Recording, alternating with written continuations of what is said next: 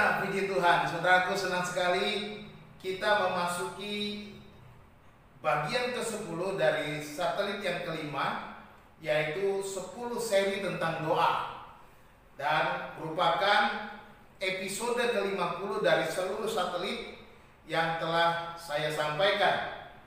Hari ini kita bersyukur kepada Tuhan karena kesempatan yang Tuhan berikan untuk kembali bersama-sama belajar firman Tuhan, merenungkan firman Tuhan agar kita tetap bertumbuh dan diberkati.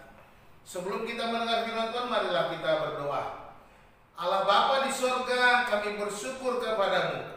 Hari lepas hari dan ini hari ke-50 kami boleh belajar bersama-sama. Tuhan Yesus, berkatilah firman Tuhan ini, menguatkan kami, menolong kami supaya hidup kami semakin bertumbuh di dalam dan di atas kebenaran firman Tuhan. Terima kasih Bapa, berbicaralah. Di dalam nama Tuhan Yesus kami berdoa. Haleluya. Amin. Saudara-saudara, hari ini judulnya doa adalah ibadah kepada Tuhan.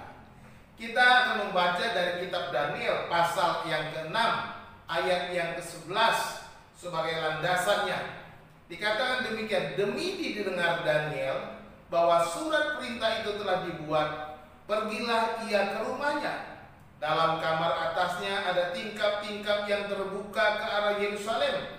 3 kali sehari ia berlutut, berdoa serta memuji Allahnya, seperti yang biasa dilakukannya. Demikian firman Tuhan. Saudara-saudara, Daniel hidup pada masa itu berada di dalam pembuangan dan melayani di istana dan raja dalam beberapa pemerintahan. Nah, saat itu dia sedang berada dalam zaman pemerintahan Raja Darius. Dan dalam kesempatan pelayanannya, Daniel dipercaya dengan baik oleh Raja Darius sehingga menimbulkan kebencian. Ada musuh-musuh politik yang membenci Daniel karena Daniel lebih hebat atau lebih baik daripada mereka sebagai para pemimpin-pemimpin yang dipilih oleh raja. Dan raja sangat mempercayai Daniel, sedangkan Daniel sendiri seorang Ibrani, seorang Israel, dan ini menjadi kebencian atau iri hati di antara orang-orang atau pemimpin-pemimpin yang sezaman dengan Daniel. Daniel adalah seorang yang takut akan Tuhan. Segala sesuatunya diserahkan kepada Tuhan dan memohon hikmat dan petunjuk dari Tuhan. Ini yang membedakan Daniel daripada orang-orang lain. Kebencian lawan-lawan politik Daniel membawa dia kepada sebuah pilihan yang sulit, yang berat.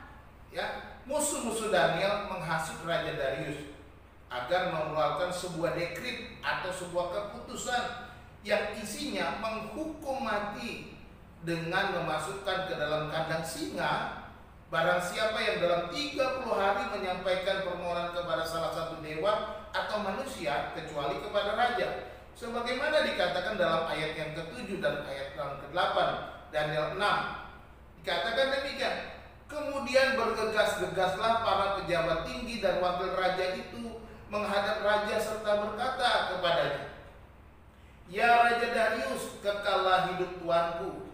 Semua pejabat tinggi kerajaan ini, semua penguasa dan wakil raja, para menteri dan bupati telah mufakat supaya dikeluarkan kiranya suatu penetapan raja yang ditetapkan suatu larangan agar barang siapa yang dalam 30 hari menyampaikan permohonan kepada salah satu dewa atau manusia kecuali kepada tuanku ya raja, maka ia akan dilemparkan ke dalam gua singa. Nah, saudara, perhatikan apa yang dilakukan Daniel. Dalam kamar di atasnya, dikatakan kita baca kita ayat 11 tadi, ada tingkap-tingkap yang terbuka ke arah Yerusalem, dan 3 kali sehari ia berlutut, berdoa serta memuji Allahnya seperti yang biasa dilakukannya. Orang Ibrani punya kebiasaan, ada jam-jam doa, ada jam-jam ibadah setiap hari. Daniel melakukannya 3 kali sehari, sekalipun dia ada di pembuangan di negeri orang kafir. Daniel berketetapan untuk beribadah kepada Tuhan sekalipun dia berada di pembuangan.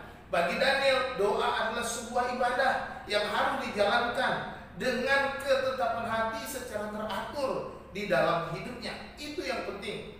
Sekalipun ada ancaman, tidak menyurutkan sikap hati dan niat Daniel untuk beribadah kepada Tuhan seperti yang dilakukannya.